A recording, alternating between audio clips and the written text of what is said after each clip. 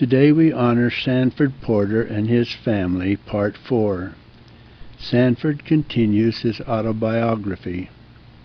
In 1827 we again sold our all, this time for the purpose of journeying toward the land of the setting sun, to the fertile country of the Illinois, in company of a Mr. John Morgan. We constructed a flatboat which we launched on the Mahoning River, not far from our home at Liberty, Ohio. Loading it with all our effects, we floated down the Mahoning, then into the Beaver, then into and down the Ohio. This journey was fraught with danger and adventure, as the country was wild and uninhabited.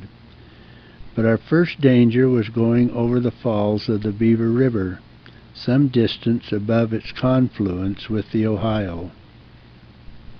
As we neared the falls, we drew to shore and disembarked all the women and children, in fact all except Mr. Morgan and 2 pilots, leaving them with the boat, and the rest followed down the stream, watching the boat with intense interest as it drew near the suck which plunged it over the falls. For a few moments we thought all was lost, but she soon came in sight, right side up, and no material damage was done. On the 4th of May of 1827 we disembarked near Evansville, Indiana, and we rented a farm of a Mr. Gentry, and planted a crop, after which I took very sick, and for a while my life was despaired of, but at length I began to amend, and became strong enough to teach school that winter. Then in March 1828 we again took up our march toward Illinois. The wagon we hauled our belongings in, although common in those pioneer days, would seem very novel in the construction at the present time. It was built in the form of a truck, the wheels being made of pine logs, mortised together with a large hole through the axle for the linchpin. We used tallow for wagon grease. With this rude construction, drawn by 2 yoke of oxen, we traveled northwest from Evansville, crossing the Wabash River into Illinois. We had very stormy weather, as is usual in that part of the country in early spring. One night we spent in the hollow base of a large tree, finding protection from the cold wind, with a fair degree of comfort. After crossing the Wabash, we were joined by a Mr. Baldwin Clark and family, who had made previous arrangements to join our company when we should reach that point. Thus we pursued our journey into Tazewell County, Illinois.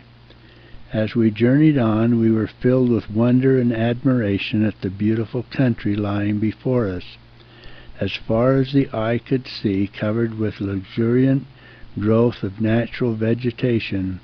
We journeyed on, crossing the Sangamon River, and arriving at our destination sometime in June. We camped about 3 miles from the Illinois River and Peoria, up the river about 8 miles on the west bank of the Tazewell River. After exploring the country with a Mr. Morris Phelps, we took up a farm about 3 miles east of the town. Although in a fertile country, we had many perplexities to meet, as is the case in a new country. Everything must be made at home: utensils, farming implements, shoes, clothing, etc. We had to work on the principle, if you want anything, make it, and few tools to work with. There was no school that the small children could reach, but withal we prospered and had plenty to eat and wear.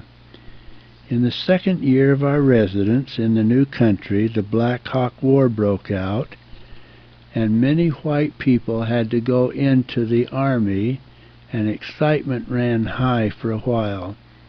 But the war proved of short duration, as a treaty was made and peace was restored to the people of Illinois. About the year 1829, I and Morris Phelps and John Cooper commenced the creation of a sawmill on Farm Creek. about 3 miles from my home. But before the mill was put in successful operation, I and my 2 sons purchased the interests of the other 2 parties.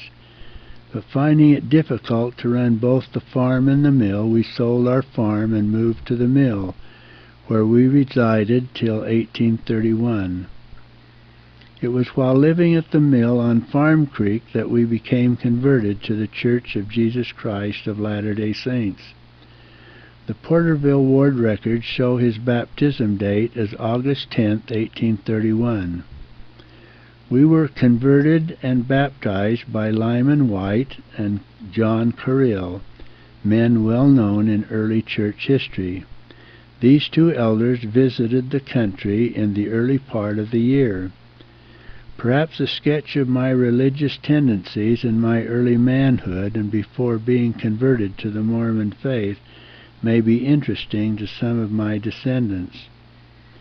Although my children and grandchildren are most all religiously inclined, I am inclined to think they did not inherit it from their grandfather. Prior to a few years before I joined the Mormon Church, I was very near, if not quite, an atheist or infidel. I believed in what I could see and feel and hear, and maintained that there was no life after death. I looked upon all churches as a scheme of ministers to make an easy living by plying their trade on the minds of the ignorant and weak-minded. But about the time Mormonism was revealed, though I had heard nothing of it at the time, I became disturbed in my mind, and something was telling me there was a God and a life after death. I pondered upon it, then tried to put it from my mind, but it would not leave me. I did not speak of it to anyone, nor could I satisfy my own mind as to any cause why I should be thus disturbed in my ideas of atheism. But I realized that some unseen power was holding a stubborn argument with me upon the existence of a God and a life after death, and I became so disturbed as to break my rest.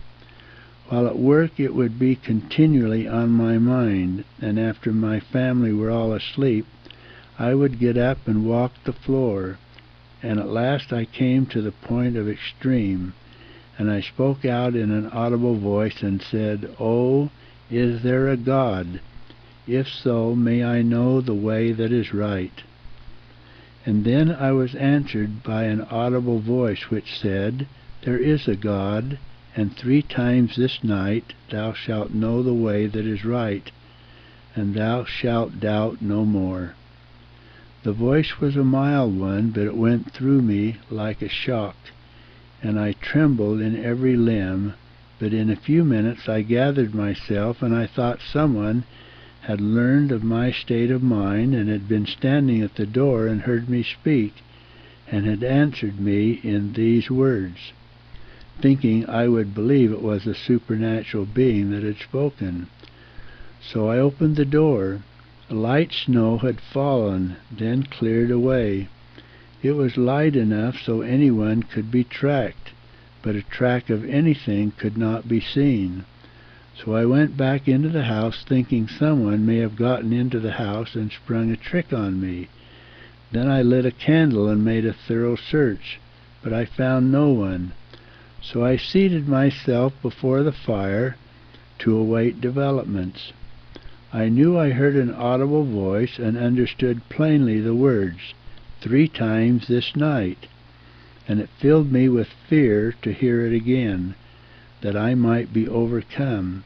But I waited a while, and all was quiet, so I thought I would lie down and rest while I waited. But my head had no sooner touched the pillow than I was caught away from the things of earth. Whether I was in the body or out of the body I could not tell, but I felt of myself and said, "It is no dream, I am awake." But a guide was with me, and we passed through a cloud of darkness. Then we came to a world of light, and the light surpassed the light of a large body of light.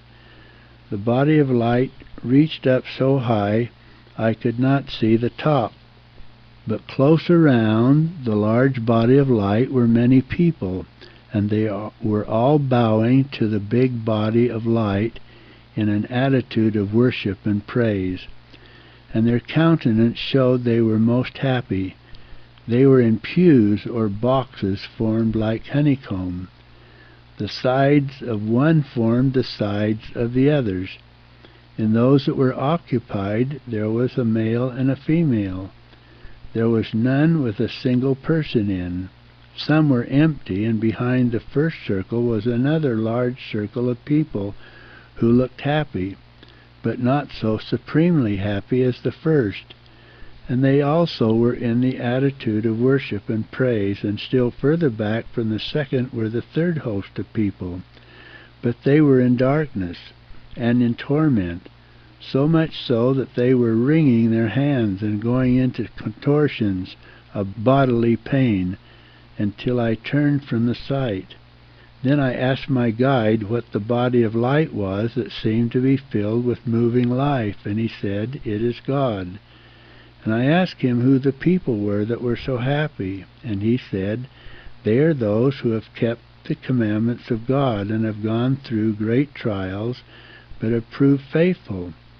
Then I asked, "Who are those that are in darkness in such torment?"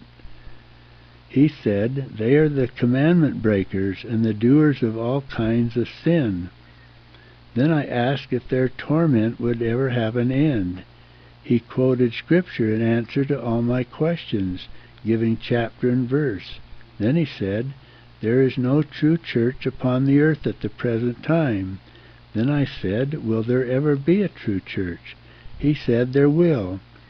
I said, "Will I live to see it?" He said, "You will." Then my guide said, "Let us go." Then I looked back the way we came and saw only darkness. Then I said, "Oh, let me stay." He said, "You are not good enough." Then I said, "Will I ever be any better?" He said, "You will." Then he said, "When your work is done on earth, you will occupy this mansion," pointing to one by which we stood. Quoting Scripture again, "In my Father's house there are many mansions," etc. Then he said, "Now when thou art converted, then strengthen thy brethren." To which I replied, "They will not believe me if I should." To which he replied, "What is that to thee? Do as thou art bid. Some will believe." Then the guide said, "Come, let us go." So we went back through the darkness, and I came to a full sense of realization, with a prickly feeling all over my body, but only for a short time, until I was carried away again, and shown the order of the spiritual life, what mortals must do to gain an entrance into our Father's kingdom. And as the voice had said, 3 times that night I was shown the things of heaven, and told the way that was right, that I need never doubt more. And so it has ever been since that time. I am convinced that if I lose my inheritance in the kingdom of God, it will be by my own negligence. It was not until July 1831 that I learned anything of the new church. Then 2 elders came to our town on the way westward, preaching, converting, and baptizing. Those elders were Lyman White and John Carrill. I went to all of their meetings, and their doctrine appealed to me, but still I was skeptical, or rather felt that I should be cautious, as this might not be the one my guide had spoken of. But I felt confident he would come and let me know if this was the right church. The elders asked me if I would let them know if I got notice that this was right. I told them if I got assurance that they were right, I would follow them to the ends of the earth if need be. The time drew near that their labors in that vicinity would close. The day before they were to leave, they came to my house to hold a family meeting, and I received them cordially, and the best of feelings prevailed, but I felt that I should wait. But very early in the morning, as I lay pondering, I heard the same mild voice as before. He said, "This is right. Arise and be baptized." So I lost no time in finding the elders. They held a meeting at my house again, and we went to the place prepared, and the ordinance of baptism was performed for myself, my wife, and eldest daughter, Malinda Porter.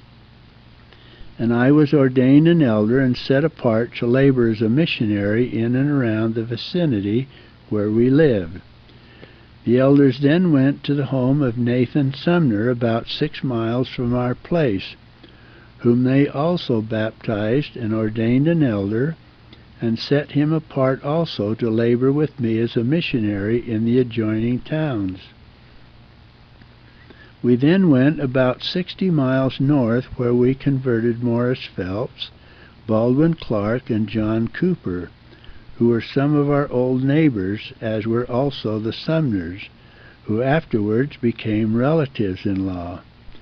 Shortly after our return, 2 elders passed through Tazewell County on their way from Jackson County, Missouri, to Kirtland, Ohio, informing the saints that Independence, Missouri had been designated as the gathering place of the main body of the church, and it was the wish of the authorities that the saints gather to that place. Shortly after this, I offered my property for sale and prepared to go, and instructed the saints over whom I was called to reside to do likewise. So on December 1st, in the company with James Emmett, Morris Phelps, William Aldridge, John Aldridge, and a Mr. Berry, all with our families, set out for Independence, Missouri. Those who have been in Illinois will know something of the hardships to be met traveling over this 500-mile journey in the dead of winter.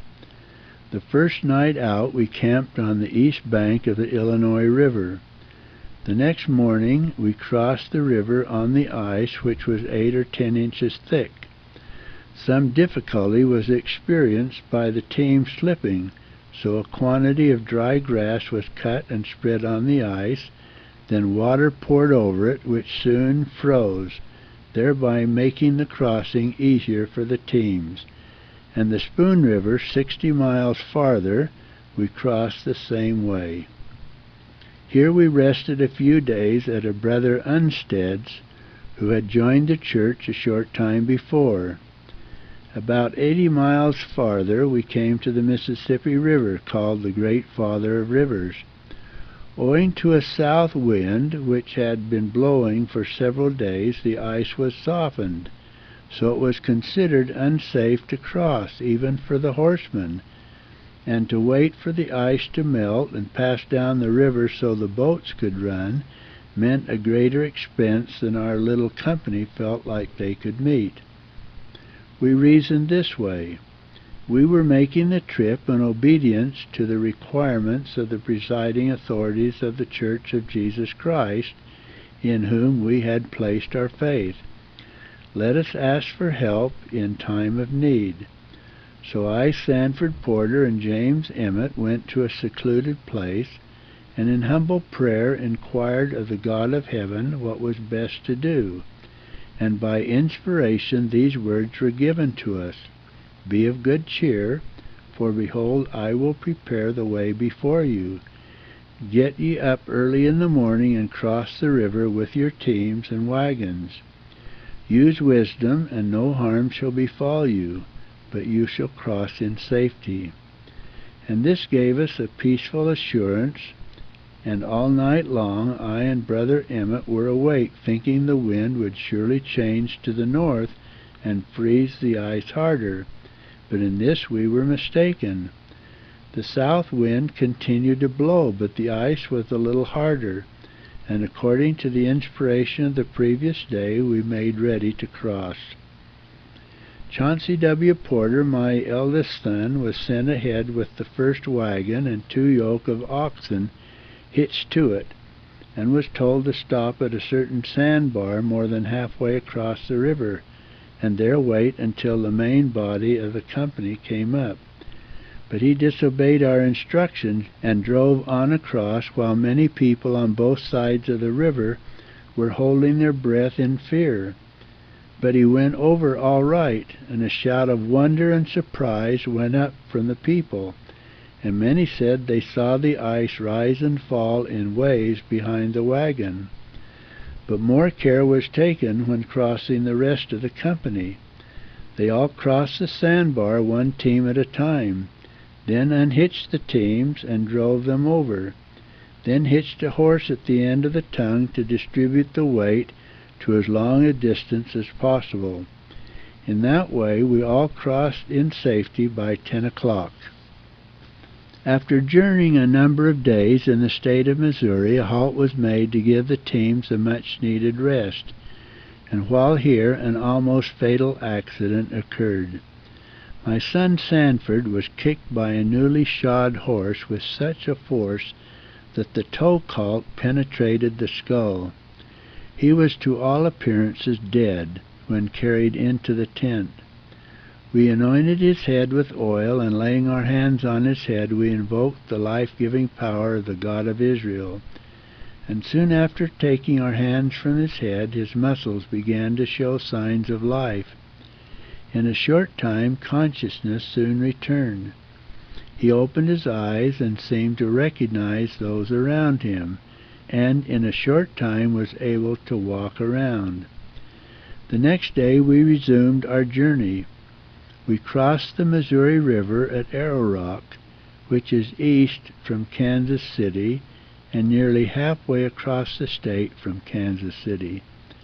The crossing of the river was made by ferry boat, and owing to the swift current at that place, considerable judgment and care was necessary in order to make a safe landing.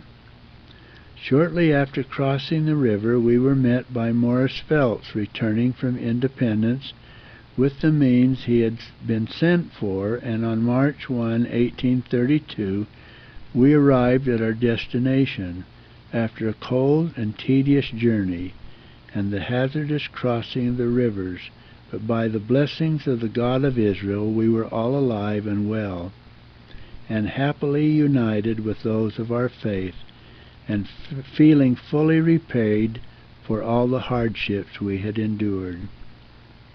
We found that great things were laid out for the people to do. In the first place, the saints were required to live by the law of consecration or stewardship, as they did in the days of Enoch. We expected to reside in peace until the second coming of the Savior, and we were to build a magnificent temple to his most holy name. The majority of the people voted to sustain the prophet Joseph in his plans. The temple block was then covered with a thick growth of timber, but the brethren went to work with a will, clearing off the timber, using it for building and other purposes. 4 branches of the church had been organized to the west of Independence, extending out a distance of 12 or 14 miles, mainly Big Blue, Timber, Colville, and Prairie.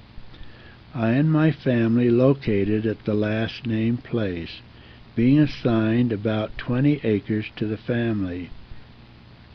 The labor of assigning of the land was in the hands of Bishop Edward Partridge. We went to work immediately, clearing land and building houses. The law of consecration was believed to be a divine requirement from heaven, so all who voted to sustain it did so with a feeling of devotion in the stewardship system. Each one is assigned the property and the labor that his vocation requires, and each one is given his own individuality and uses his own talent. Students of history will bring to mind various instances where colonies in a new country have thrown their means together with a view to greater success financially, but in most instances it proved a failure for want of individual interests. In Jackson County, Missouri, the majority of the saints accepted the law of consecration, but the minority of the people did not, and they were the strongest financially. being mostly merchants and drawing their substance from the company, made an uneven pull, and caused dissatisfaction, and the company broke up, and the directors handed back all property and papers of agreement. But the seed of contention once started spread in our own community. But with those not of our faith, and strife ran to such a degree that we were driven from our homes, without court or council, and that at the point of the bayonet and the muzzle of the gun. In 1833 we were driven in a body from our newly made homes. We then went into Caldwell and other counties to make homes, but not for long were we allowed to enjoy them. The Church of Jesus Christ of Latter-day Saints soon found there was no place in the United States where it could dwell in peace. On the 12th of November, 1833, while the main body of the saints who had been hurriedly driven from their homes were camped on the south bank of the Missouri River, with no way of making an immediate crossing, and the mob who had driven us still in pursuit, and as they said they were under a pledge to kill men, women, and children as soon as overtaken. A heavy storm came up, and the guards said the mob were upon us. But before they began to attack, the storm broke in meteoric violence, the worst that they had ever seen, and in seeming fear the mob fled from their intended victories. And we looked upon the storm as a miraculous deliverance by the hand of God. To describe the storm, it looked like the stars were falling thickly for a while. Then only a few would fall. Then it would renew its violence and fall thick again.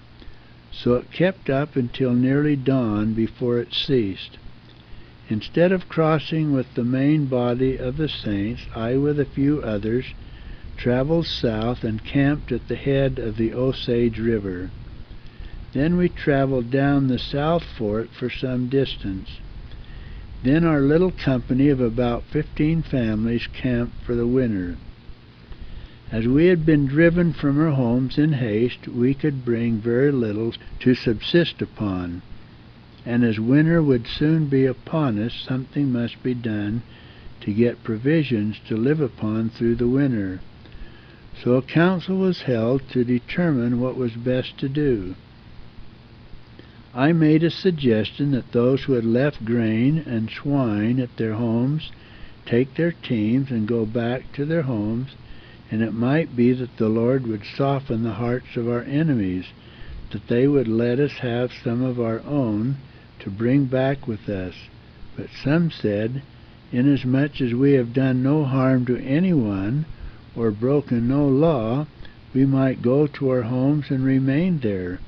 But I did not think it wise to try to remain with our enemies.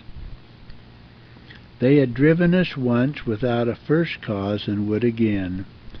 I did not think it was wise to take our families, for I knew it was the prejudice against the whole church that had caused all the trouble.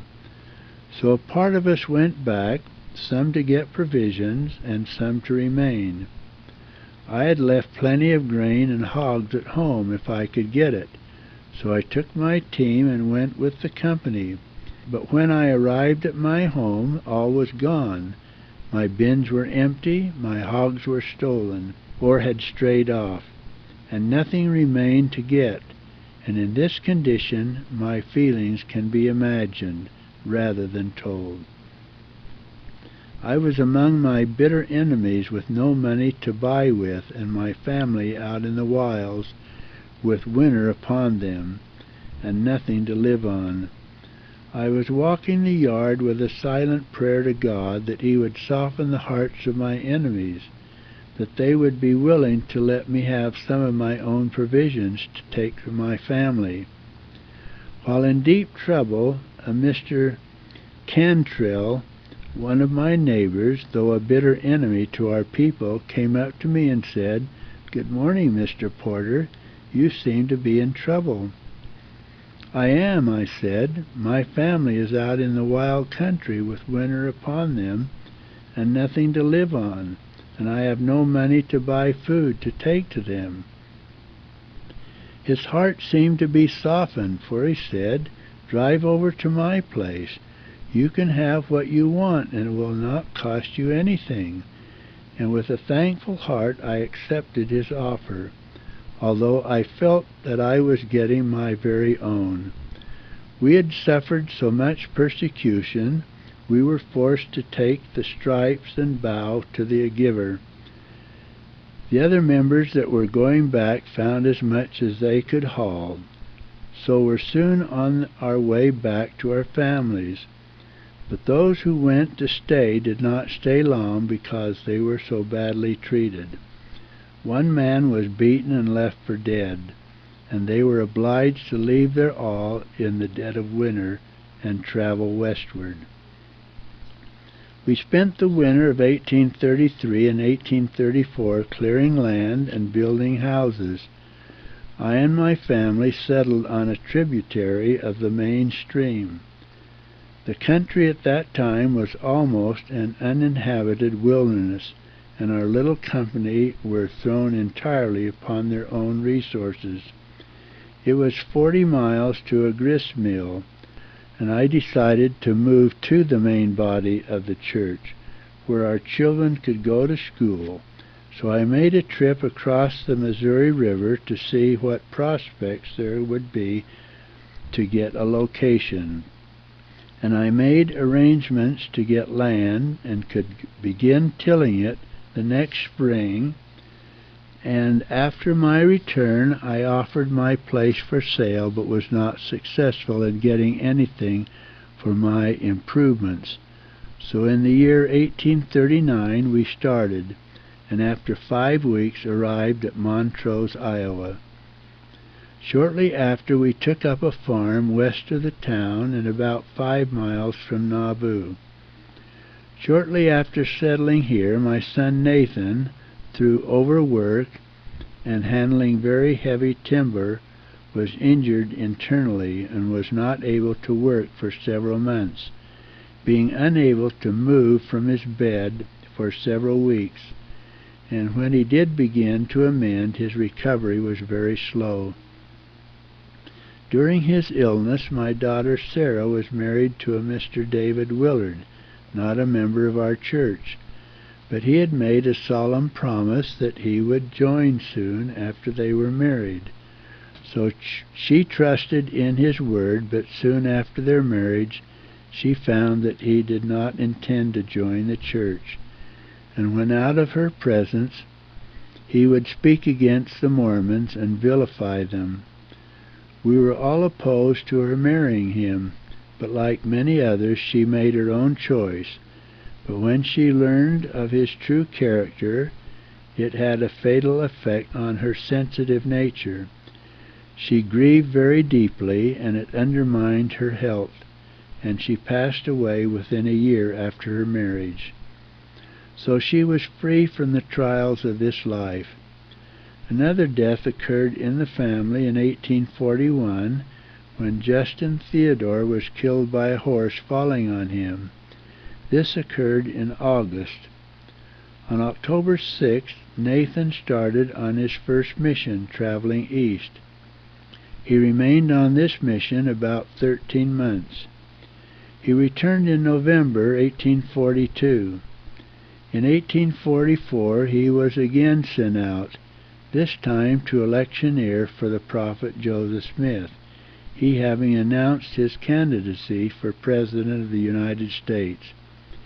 It was while on this trip and while in Ohio that the news reached him of the martyrdom of the prophet and his brother Hiram. Nathan states that Governor Ford was heard to say, in speaking of the killing at Carthage jail, "I would have thought they would have had more regard for my safety," and this after the Mormon militia had all been disarmed by his orders, thus implying that he expected it to take place, but maybe not so soon, plainly showing he was taking no steps to prevent it. though he had pledged his honor to their safety, which was his duty as governor of the state, after calling upon the Mormons to surrender arms, which is an un-American act, but a promise of protection, then turned an armed mob loose upon them. Such things are for the record of heaven. Shortly after the martyrdom of Joseph and Hiram, a meeting was called to elect or choose a leader to lead the church, and those who were at the meeting testify to seeing Joseph Smith and hearing his voice in the person of Brigham Young when he arose to speak, and the people willingly voted him to lead the church, and he immediately began preparations for the long journey west in 1845. I succeeded in selling my property at a low figure, however, and accompanied the saints to winter quarters, now Florence, Nebraska, where we remained until 1847, when we started to the great Rocky Mountains of the Great Salt Lake. My two sons, Chauncey and Nathan, remained behind and made preparations for the long journey. But before getting ready, the cold weather set in, and they were compelled to wait until the next spring before joining their father and the rest of the company at winter quarters. They got a little work through the winter, however, which helped them to a little means. But Chauncey was drawn into a trick by a horse thief, who came to him with a well-groomed horse and wanted to leave it with him for a few days, and he would pay him for its care. And Chauncey, not thinking of anything wrong and anxious to make all he could, took the horse in charge. In a short time the man was arrested for stealing the horse, and accused Chauncey of being accessory to the crime. Chauncey had plenty of witnesses to prove his innocence, but for want of justice and being a Mormon, it took what little money he had to get out of the trickery of his enemies, which was hard on him at that time. But in the spring of 1847 they started with what they had and came to winter quarters, and got there sometime in June. On account of sickness and death in the family, having to bury his wife and two babies, Chauncey was compelled to remain 2 years longer, and did not come to the Salt Lake Valley until 1849. My son Sanford was in California with 500 more of the Mormon boys who had been drafted into the U.S. Army at winter quarters, and was marched across the desert to the Pacific coast to subdue the Mexicans.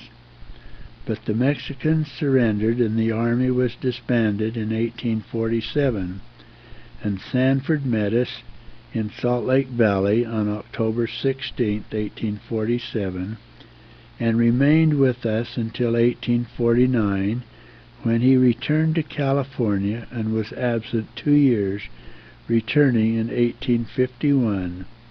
He married in 1852 and settled in Centerville, Davis County, Utah, with the most of his father's family. Now my family were all in Salt Lake Valley except my eldest daughter Malinda, who went to Texas with her husband shortly after they were married. Here in Salt Lake Valley we resided in peace until 1857, when the word came that the President of the United States was sending an army to the Great Salt Lake Valley to exterminate the Mormons. But what we had done worthy of death we never knew, unless we were like the meek and humble Nazarene, being persecuted to death because we had pledged our faith in the Lord Jesus Christ. And as he suffered in his day while doing the works of the Father, so are we destined to suffer, but something must be done. Though only a handful of peaceable people, weak in number and weak in means, but with too much American blood in our veins to put ourselves up as a target for an army to shoot at, without making any effort to protect ourselves against our own countrymen. But brave, kind, and noble Brigham Young called a council of all the presiding authorities, and a prayer meeting was held, and the attention of the God of Israel was called to the case. And this is the answer they got through the spirit of inspiration.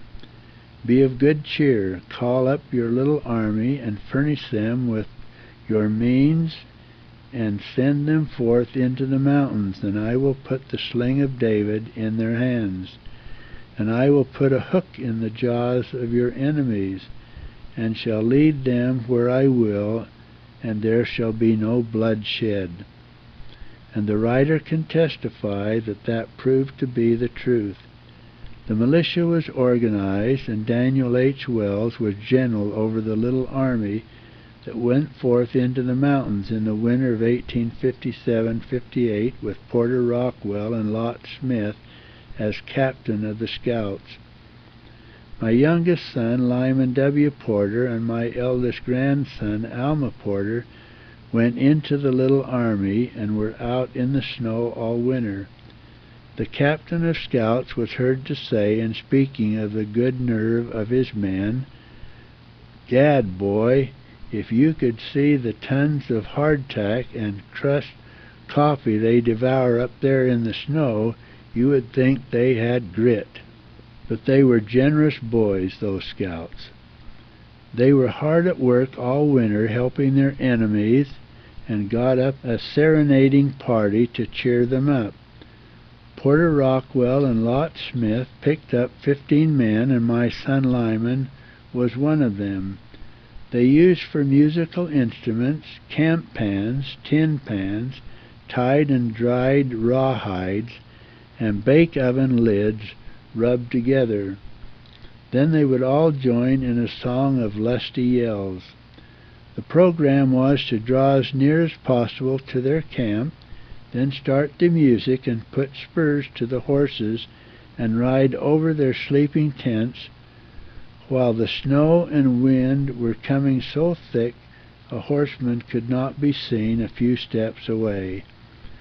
Then ride on over 2 miles to the herd ground and stampede their mules and beef cattle, then keep them going where another party would take them, while the scouts drew to higher points, where as soon as the storm had passed they could watch the movements of the soldiers with their field glasses. They saw a squad of soldiers wallowing through the snow but going in the opposite direction. The scouts drew to camp to rest and enjoy a piece of beef and get fixed up for another party. To use my son's words, it was plain to see the God of heaven was taking care of the U.S. Army. He had sent so much snow and cold wind it had frozen the fight all out of them. Shortly after this, the word came that the soldiers were running short of provisions, and the captain of the scouts called their little band together and said, "Gad, boys, let's go out and cook a dinner for our enemies." So they drew off by themselves and laid their plans before the God of heaven and asked his guidance and help. Then started out and met the enemy's supply train, surprised the teamsters, and ordered a surrender, which was obeyed. But it was accomplished by a little strategy. The captain of scouts took all their men around a peak or a large knoll, then down into a deep gully or canyon, then up around the peak again in full sight of the supply train, and this they did several times. Then the captain left the most of the men to ride around the hill, while the captain with the rest rode bravely up to the train and called for a surrender of arms. The wagon boss said, "Where is your authority?" The captain of scouts called out, "Our authority is close at hand, and you want to be quick at stacking arms." And they obeyed the order. When they had all stacked arms, 7 men stood guard over the arms, while 8 marched the teamsters into a deep gully. When they had the teamsters a safe distance from the arms, then the 7 divided, and part gathered the mules and drove them into another canyon, while the rest fired the train. When it was all over and they found they had been taken and the train burned by 15 men, their anger and mortification knew no bounds. The wagon boss begged him to shoot him and not let him live to face such a disgrace. But the scouts said they did not want to hurt them. They told him if they were peaceful and orderly, very likely they would get their liberty when they got into the Salt Lake Valley. Now what I am writing is true. My son and several others of the scouts are still living and will give evidence of the truth of this writing, and also one of the teamsters of the government train that was burned is living in our town, having married one of our Mormon girls, and he always laid claim to the gun my son brought home from the stack of arms.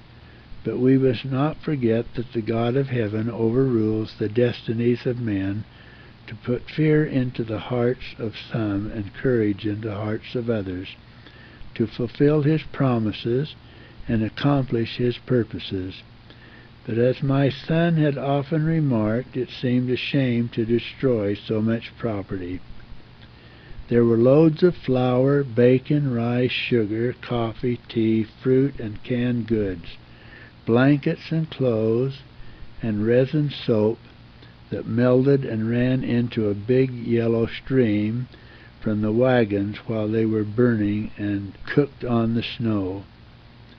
My son took his knife and cut out a chunk and put it into his saddlebag and brought it home, and with all the loads of ammunition to kill the Mormons with. And when the rest was all done, we set fire to the ammunition and left a big feast for the coyotes, and went and gathered up our mules and made a march for camp. Thus we found later that the work of the little band of scouts made a very material difference in the moves of the U.S. Army. Another train of provisions must be sent to them before they could move, and in the meantime delegates had been sent to the President of the United States to lay our cause before him and try, if possible, to make a compromise, or in other words, to find out why the Army was sent out against us. And while this was going on, President Brigham Young took a decisive step to prevent trouble of a general nature. He issued a call to all the people living in the northern part of the territory to move south and take everything with them except their homes. So if the soldiers were sent in with hostile intent, there would be nothing to fight and nothing to get, because the guard was left to watch the U.S. Army were ordered to cut down fruit trees and burn houses, so there would be nothing left. The big general move was made before the delegates returned from Washington, and not a family to be found anywhere. But they brought good news. A treaty was signed, a new governor for Utah, and no hostility.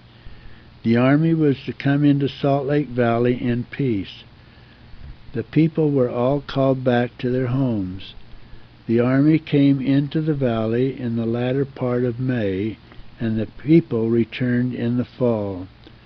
The Army was marched as far south as Cedar Valley and made a barrack. They named it Camp Floyd. They remained 2 years, then were ordered back to serve in the Civil War in 1860. And now we see the God of Israel had a hook in the jaws of our enemies, and blessed that which seemed to be evil, and turned to the good, for thousands upon thousands of dollars were brought to the poor Mormons, and some became almost rich off the Army, and no blood was shed, and praise given to an all-wise Father in heaven.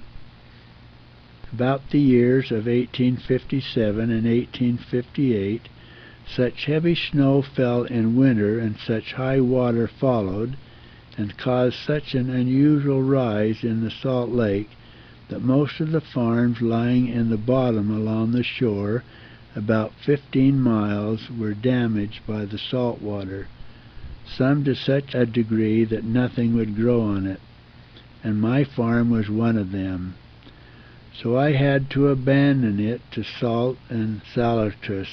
And as my sons Chauncey and Sanford were putting up a sawmill in the mountains in Morgan County, Utah, I left my place and went to Morgan County and took up a place on Canyon Creek and made a home there. It is a good country, fine land, good water, and plenty of wood, although winters are a little harder than in Davis County, where I had my home.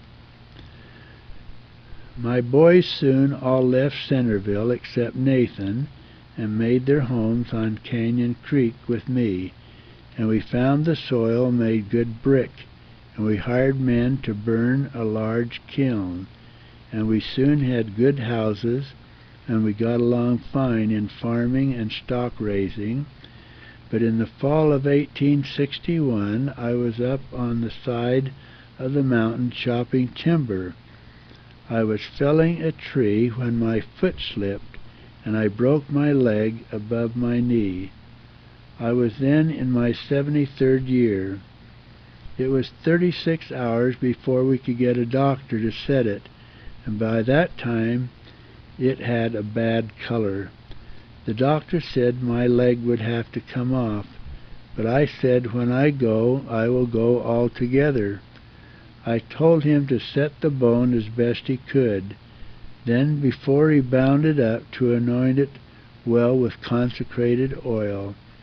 Then for him and my sons to administer to me, and if the Lord was willing I should live, it would heal. If not, it would be all right anyway. But my time had not come yet. My leg healed all right. My greatest trial came in 1864, when my life's partner was taken from me, and a dear good wife and mother she had always been. Then life lost its interest, but we must all remain until our time has come, and here I close my history and lay down my pen.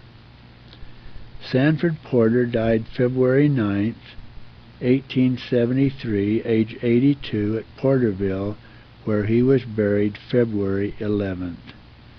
Sanford and Nancy were the proud parents of 13 children, 9 sons and 4 daughters, as follows. Chauncey Warriner Porter was born October 20th, 1812, at Holland, Erie County, New York, and was married December 6, 1833, at Independence, Jackson County, Missouri, to Amy Sumner.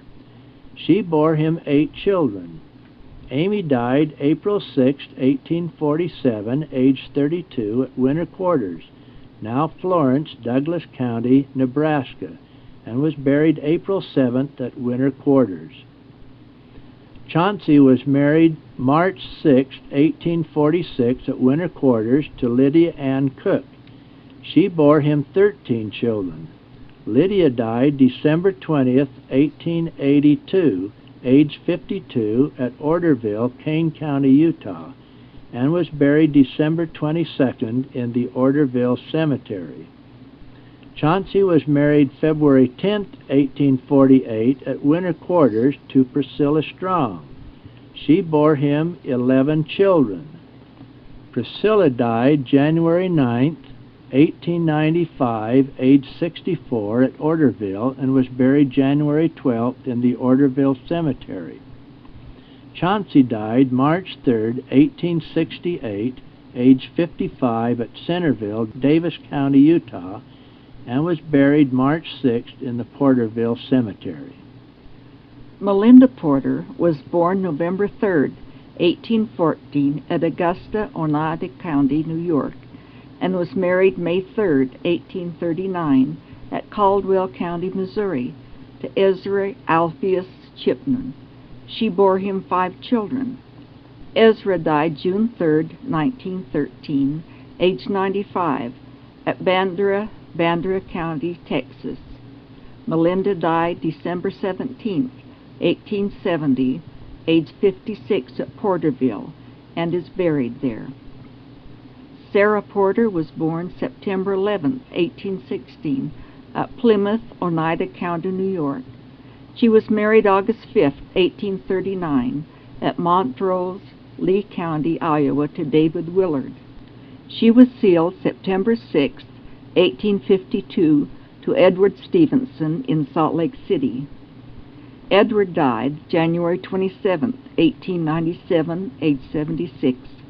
Sarah died June 26, 1841, age 24, at Augusta, Lee County, Iowa. There were no children born to either of her marriages.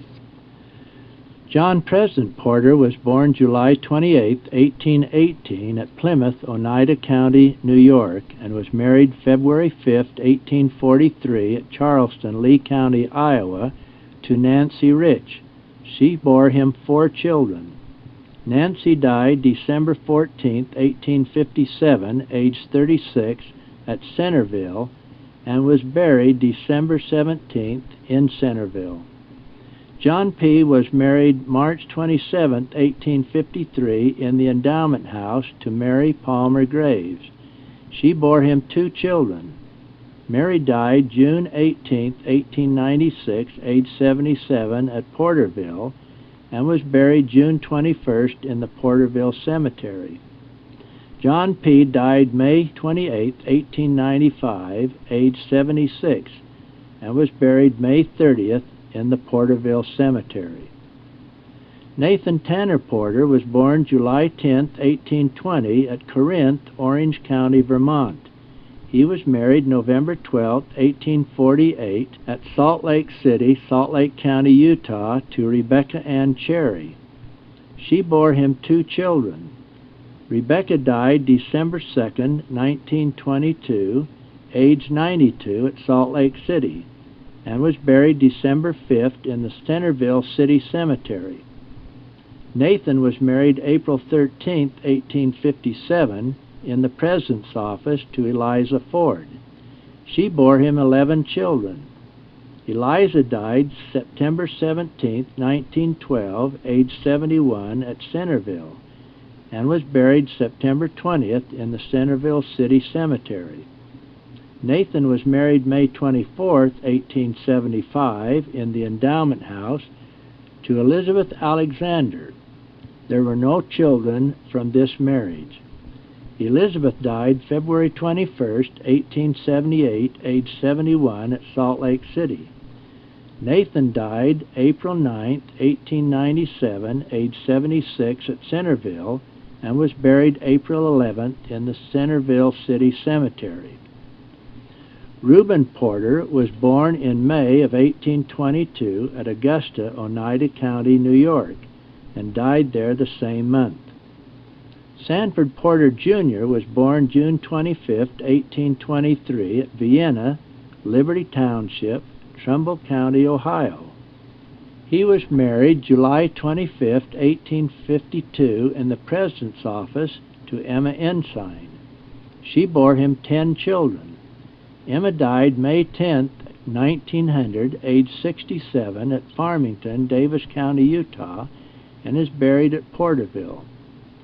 Sanford Porter, Jr. was married July 25, 1852, in the President's office to Melinda Ann Porter. She was the daughter of Sanford's brother Chauncey by his first wife, Amy Sumner. She bore him 13 children. Malinda died September 22, 1886, age 50, at Centerville, and is buried at Porterville. Sanford, Jr. was married September 4, 1889, in the Logan Temple to Virginia Anderson Kilgore. They had no children. Virginia died March 19, 1935, age 76, at Logan, and was buried March 24th in the Logan City Cemetery. Sanford, Jr. died December 12, 1913, age 90, at Logan, Cache County, Utah, and was buried December 15th in the Logan City Cemetery.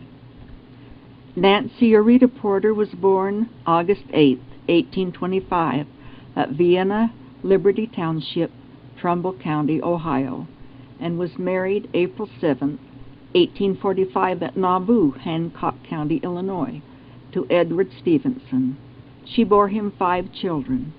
Edward died January 27, 1897, age 76, at Salt Lake City, and was buried January 31st in the Salt Lake City Cemetery.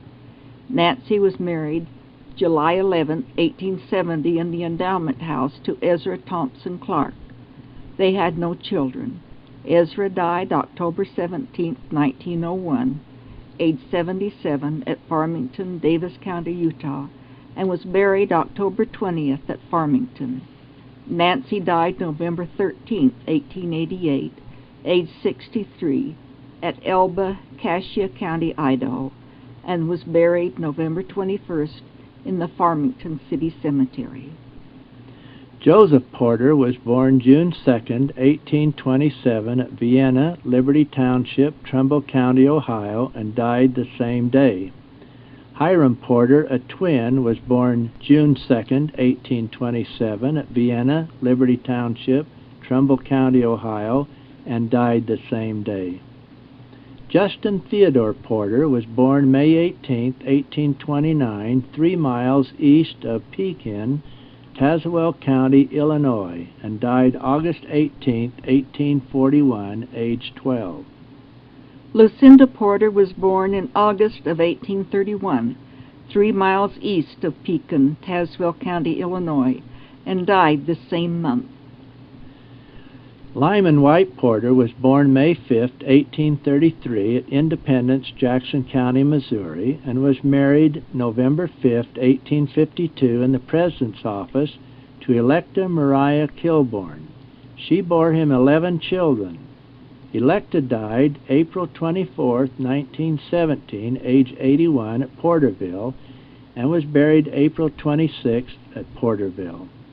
Lyman was married March 18, 1865, in the Endowment House to Sarah Catherine Emmett. She bore him 3 children. Sarah died July 6, 1896, age 47, at Porterville, and was buried in the Porterville City Cemetery. Lyman was married October 5, 1867, in the Endowment House to Elizabeth Bailey. She bore him 9 children. Elizabeth died October 27, 1927, age 79, at Porterville, where she is buried. Lyman died March 31, 1914, age 80, at Porterville, and was buried April 3rd in the Porterville City Cemetery. Total known descendants of Sanford Porter and Nancy Warriner as of 1993: 13 children, 107 grandchildren, 484 great-grandchildren, 1,679 second great-grandchildren, 4,395 third great-grandchildren, 3,476 fourth great-grandchildren, for a total of 10,155 descendants. There were 3,600 total spouses of children, grandchildren, etc., making 13,755 total descendants, including spouses. As descendants of these fine and faithful people, let us remember their strong, wonderful qualities and try to live our lives to make them proud of us.